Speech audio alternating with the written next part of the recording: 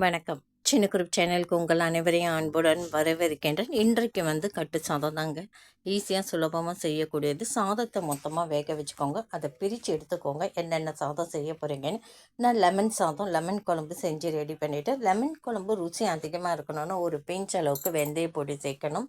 அதை தாளிக்கும் போது அதே மாதிரி லெமன் சாதம் பையனுக்கு பிடிக்காததுனால நான் தக்காளி சாதம் ரெடிமேடாக செஞ்சேன். அது எப்படி ரெடிமேடானா, கடுகு, உளுந்தம்பருப்பு, கருவேப்பிலை, வெங்காயம், தக்காளி நல்லா சுருள வதக்கிட்டு, இதுக்கு எண்ணெய் ஒரு ஸ்பூன்னா ஒரு ஸ்பூன் நெய் சேர்த்துட்டு நல்லா வதக்கி, தேவையான அளவு மிளகாய்த்தூள், மஞ்சத்தூள் சேர்த்துட்டு நல்லா வதக்கிட்டு, சாதத்தை சூடாக வடித்து அதில் சேர்த்து உப்பு போட்டு கலந்து வச்சிட்டேன்.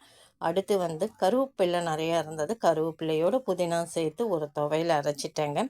பச்சை பட்டாணி தாளித்தம் செஞ்சு வச்சுட்டேன். கஞ்சி வத்தல் வடகம் பொரித்து வச்சுட்டேன். அதோடு வெண்டைக்காய் வத்தல், கொத்தவரங்காய் வத்தலும் சைடிஷாக வச்சுட்டேங்க. அதுக்கப்புறம் என்னங்க, கடையில் பக்கோடா பையன் வாங்கிட்டு வந்தாங்க. அதையும் சேர்த்து இன்றைய சமையல் எளிமையாக நான் முடிச்சேன்.